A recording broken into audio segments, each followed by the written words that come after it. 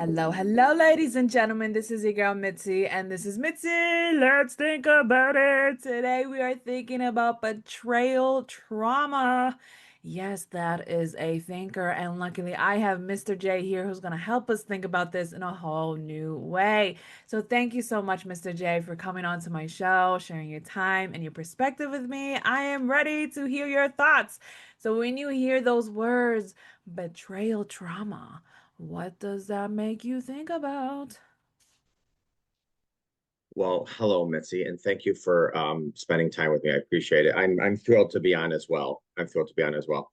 I'll just really quickly get into it and say betrayal trauma is a long-term wound that we experience from the hands of a primary attachment. So, for an example, I can't give you betrayal trauma because the dynamic has to be somebody that you have a dependency on. A you count on me for something.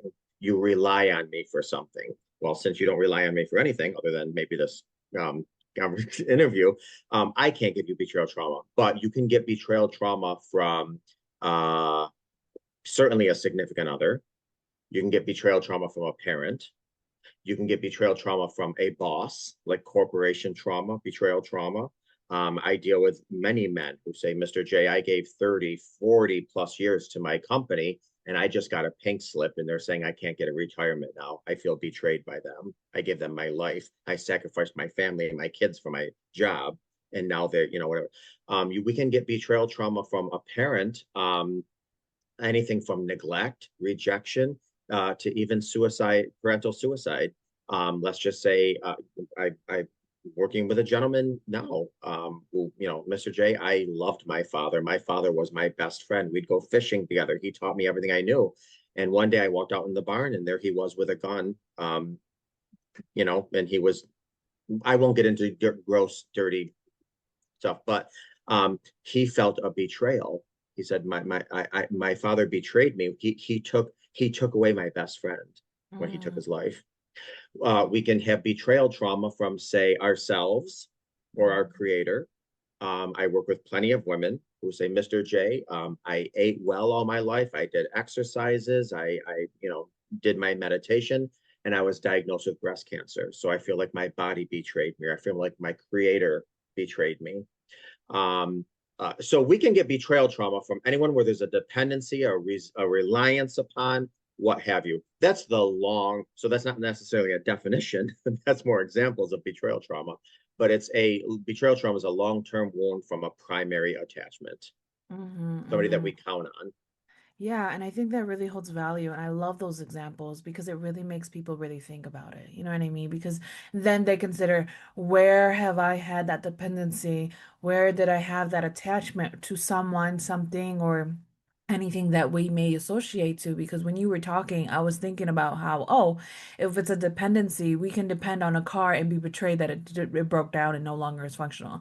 We could be betrayed by computers and technology. We could be betrayed by, you know what I mean, the weather and the fact that it's not working the way that you need it to, and now it's your wedding, and now it's gonna be a big storm. You know what I mean? Like you could feel betrayed in so many ways, and it's kind of really hard to put yourself in that position of like, where's the longer term of things? You know what I mean? Because somebody will always tell you, well, there's a bigger reason for it, or there must be a reason why you went through this, or there must be something. You know what I mean? So it's like, how do you necessarily help people understand the long term, the longevity of the situation versus the short term pain that is being caused at the exact moment? Yeah. Well, listen, there's a huge difference between anxiety, stress, wounds, and then trauma, and then certainly betrayal trauma. Hmm. So anything that's temporary, I mean, like, if it rains on your wedding day, that's going to cause you a lot of stress and anxiety and frustration, maybe anger, but that doesn't stay with you. Hmm. Betrayal trauma stays with you. As a matter of fact, it creates what I consider uh, almost like a ball of lava in your body that if Mm. you don't deal with it, it will moves around and really, just like lava, destroys everything in its path. I'm going to give you a quick analogy of betrayal trauma. Yeah. And for this interview, let's just talk about, let's just say partner betrayal, spousal Okay. betrayal. So I want you to think about, you're on a bridge a mile above ground, okay? Okay. And this bridge is a mile long. It's a thin bridge. And under this bridge, Mitzi, there's volcanoes and fires and they're active. Mm-hmm. And you're on this bridge, and in both of your hands, you have the two things that mean the most to you. So let's just say it's your kids, your parents, your animals, whatever means the most. You have them in your arm, and you're trying to walk across this bridge to safety.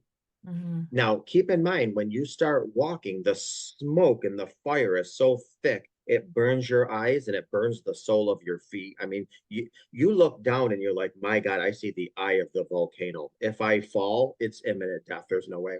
And your eyes are watering so much that you can't see. So, what you do is you put your arm out and you put your hand on the person that you love and you trust the most in life. Whoever you love and trust. And oftentimes, this is somebody you love and trust more than yourself. You put your hand on the person in front of you because they're going to guide you across that bridge. They're the person that's going to guide you to safety. And you're Mm-hmm. walking and you're walking and your eyes are watering and you feel the heat come up and the two things in your arms are counting on you to keep them safe. Mm-hmm. And before you know it, out of nowhere, the bridge collapses and you're Mm-hmm. falling. And you look down and you see the smoke and the fire and the lava bubbling up. And the two things that you have in your arm are clutching onto you. And you're looking around for things to clutch onto you because you're falling and your brain is hijacked. And you happen to look up and you see on the bridge the person you loved and trusted the most. They have a hammer in their hand. They're the ones that made the bridge collapse. Mm-hmm. Now you're in a state of primal panic. You don't know what's going on. And you fall and you die emotionally and mentally, but not physically. That's betrayal trauma. Mm. I love that analogy because it just shows the dependency is you know what I mean, that trust that you put into somebody, you know what I mean? Just trusting that you're just gonna guide them. I mean, you're gonna guide me, you know what I mean? I'm trusting in You're you going to that keep me safe. yeah, that you're gonna really keep my well-being, my overall who I am safe, sound, and that security aspect is really important because I know how that feels when that security is gone. You know what I mean? That trust is gone, that real emotions that we feel, you know what I mean? They matter, they are valid, but it's that subjectivity, you know what I mean, that comes into play because Mm-hmm. it's like where does it really fall where it's a betrayal or it's something that he needed to do or they needed to do. I mean, we don't know. And I think that's the problem is with betrayal trauma is the fact that we never know the reason for why the company let you go or even if we do know the reason why, it's like but it's me. You know what I mean? It's that subjectivity. So it's like, how do you actually handle um processing people to really see it in a different way so it's no longer scarring them? Yeah. Well, great question. And I just want to say real quick, one of the reasons why it's so devastating Yeah. is because, and again, just for this interview, let's use a partner or a spousal Yeah. betrayal. When we are with somebody for days and weeks and months and years and possibly decades, we actually co-create with them. Mm-hmm. So what happens is we come together with somebody and we start to build roots and our roots intermingle. And Mm-hmm. sometimes we don't know where we end and our spouse begins or vice versa because we have roots together. So when you are betrayed by your spouse, you feel like you've lost yourself. You've lost Yeah. a part of yourself. Yeah. Um, so you're not only devastated with the person you loved and trusted the most, you're now trying to understand and heal all this while you've lost a big portion of who you are. Yeah. Yeah. And so it gets and let me just say this just for this interview. There's a lot of just to clear up any confusion. I'm going to give you a couple of reasons why trauma and betrayal trauma are slightly different. Yeah, Okay. please. So there's betrayal trauma and then there's non-betrayal trauma. Now there's a lot of reasons why they're different, but I'm going to give you just three. Number one, God forbid you lose a parent right now. That would be very traumatic for the average person. Mm-hmm. However, you would have coworkers that would call and ask how you're doing. Maybe you have neighbors that would bring you a meatloaf. Maybe you would have people come to the services and give you a hug. That's traumatic, but you have support. When it comes to betrayal trauma, the average person doesn't want to pick up the phone and say, "Hey, I just found prostitute numbers under my husband's mattress." or I just found my wife having coffee with her boss at Starbucks. Hmm. We don't. So it's a very we feel very alone. That's number one. Number two, again, God forbid your parent dies, that's a natural order of life. You don't take it personal. But when you Hmm. find out the person you loved and trusted the most is sleeping with their secretary, now you personalize it. Well, what did that person have that I didn't have? So we Yeah. personalize it. That's one of the last differences between betrayal trauma and non-betrayal trauma. And the last example I'll just give you, Mitzi, for this interview is trauma affects the here and now and the future. So, God forbid your parent passes away, that's going to affect your here and now, and that's going to affect your future. When your kids graduate from high school, they're not going to be at their graduation. When your kids get married, they're not going to be at their wedding, whatever.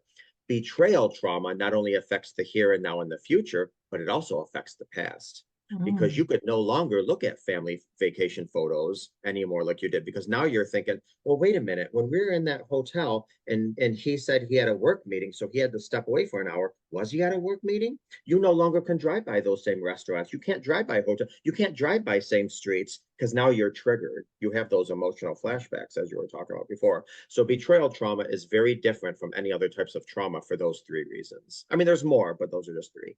Yeah, and I love that explanation and the way that you broke that down because it's real. It makes it really real because now we understand why we can't let go or why we can't necessarily move on. You know what I mean? Because that example of your client, how he lost his best friend when his dad took his life, I mean, Yeah. that is real because that betrayal trauma just hit in because you took you took your own life. You know what I mean? You didn't allow things to happen naturally. It wasn't a car accident. It wasn't, you know what I mean, you died in your sleep or anything like that. It was the fact that you decided that this life was no longer living. And because of that, I no longer get to have the person that I once knew. So, yeah. And it makes all of those past moments like real. Like, did you want to give up your life then or now? I mean, like, what really made it real for you? And I think it's those unanswered questions that really make it real surreal because it's like, where's the truth and where's the lie? Because now it's like that betrayal is like erases everything that you thought was real, everything that you thought was valuable, and now it's just like I can't do it. And I love the other analogy where you talked about it like with roots and when you ever see like trees that are close together and their roots intermingle and they really combine and you don't really know which roots belong to another, so that you're right. I mean, when you Mm-hmm. have that spouse and when you have that other person, it really takes a toll on you because it's like where am I? And I think that's where a lot of the times people, they don't know their identity anymore after that betrayal trauma. And it makes it really surreal to really deal with because now it's like you are trying to find yourself again. You know what I mean? Because that's what it sounds like. You have to figure out a whole new thing. So it's like, do you think forgiveness is a key component when it comes to healing betrayal trauma? So listen, I'm going to answer your question like this. Without question, 100% forgiveness has to be a component. However, that is not your first primary mission at all in any way, shape, or form. First of all, let me just say this, just to go back to losing ourselves. There's something called betrayal blindness. Now, betrayal blindness, I don't know if you ever heard of that term, but it was a term that was keyed by Jennifer Freed, I believe, in the 90s. And what she found was our nervous system, it's a part of our fight or flight nervous system. Betrayal blindness, we actually, everybody has it. And its goal is to keep us safe. It's a good Hmm. thing. It keeps us safe. What it does is it doesn't allow certain amounts of trauma all at once. So we feel ambushed. So it only gives us a little bit, a little bit. But what happens with that, and I'll explain it better in a second. What happens with that is then our heart and our mind comes in and we start talking ourselves out of things. So let me give you an example. If you remember Little Red Riding Hood, she wanted to see her grandmother. And so she would bake cookies and cakes and oatmeal, this and that. And she was so excited. She wanted to see her grandmother so bad. She didn't even care that there was a scary, big, bad wolf in the forest. She was like, I don't care. I'm going to see my grandmother. Yeah. And so she's got her basket and she's going through the forest and she goes up to her grandmother's house and she knocks on her grandmother's house, but she doesn't hear that usual, hello, honey, who's there? She doesn't hear that. So something in her body says something's off. but she excuses it away because she wants to see her grandmother. She has blinders on. So she opens the door. Grandma, are you there?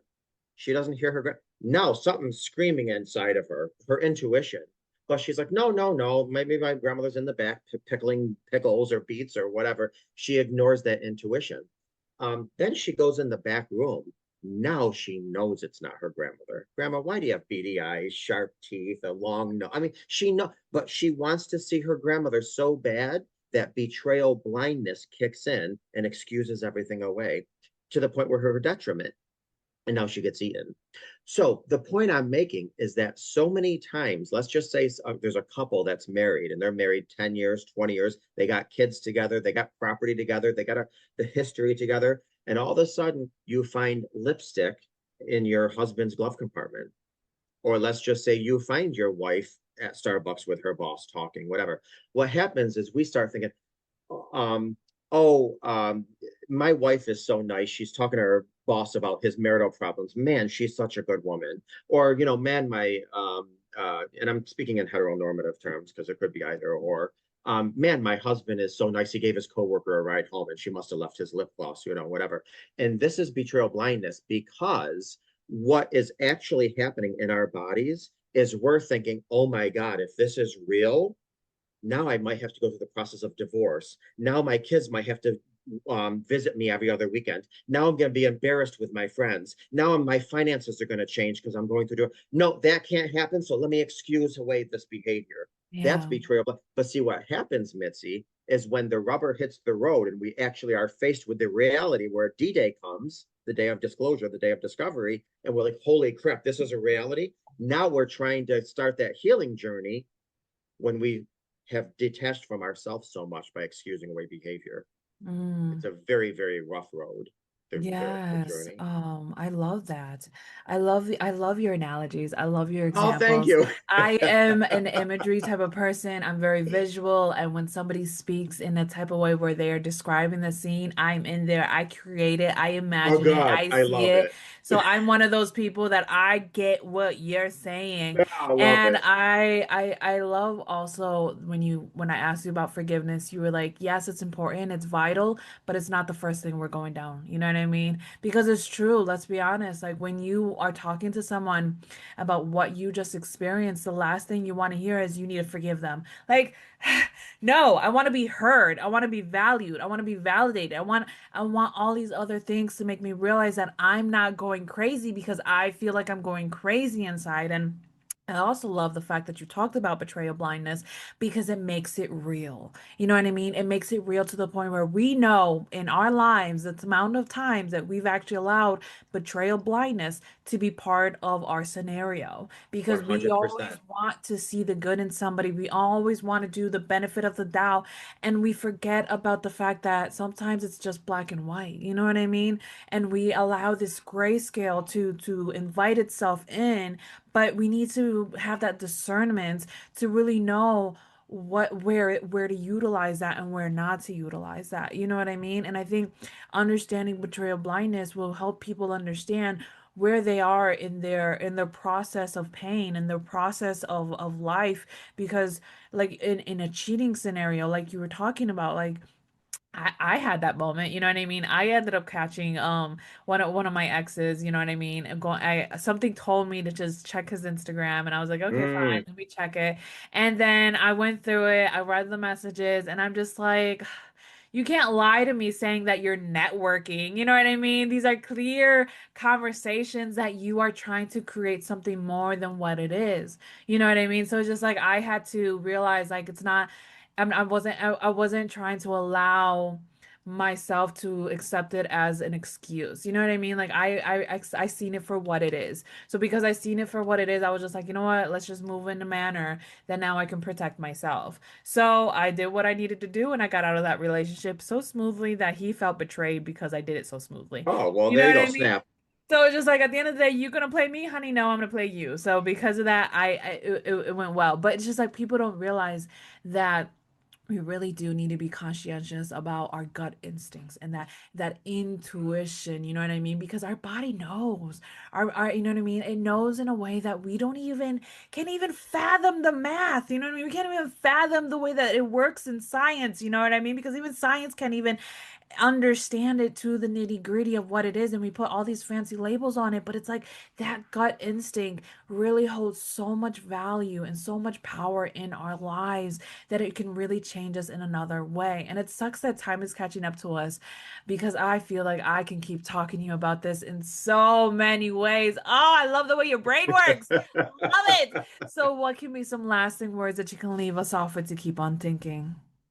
So listen, I just want to say this is that um, one of the things that I really encourage my clients to do is really, really, really go back. And I'm talking back when you were 3 and 4, your earliest memories, and write down every lie that you ever believed.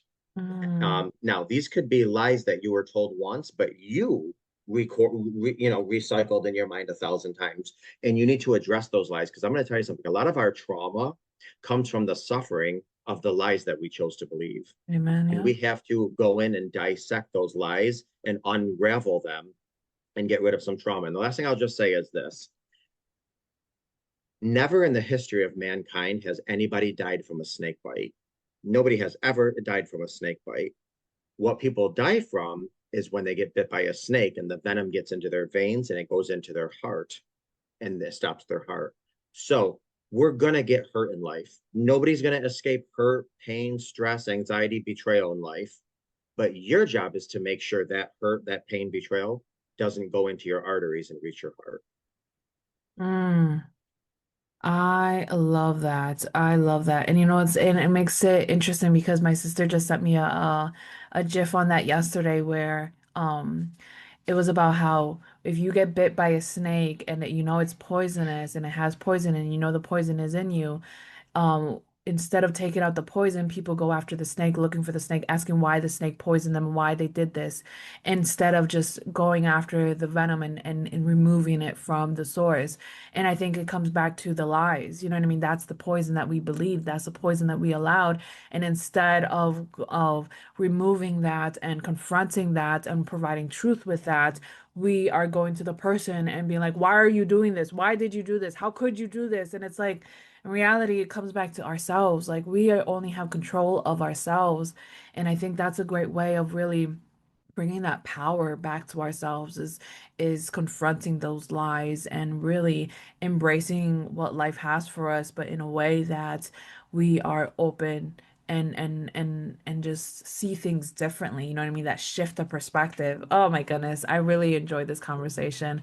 So, ladies and gentlemen, if you enjoyed this conversation as much as I did and you want to know more about Mr. J, because how could you not? Go check him out. I have access to his website, access to all the great information that he has, so much great content on his website just so that you can continue on thinking. And he's such a great source if you know you have betrayal trauma and you want to figure it out and you don't know how to do it.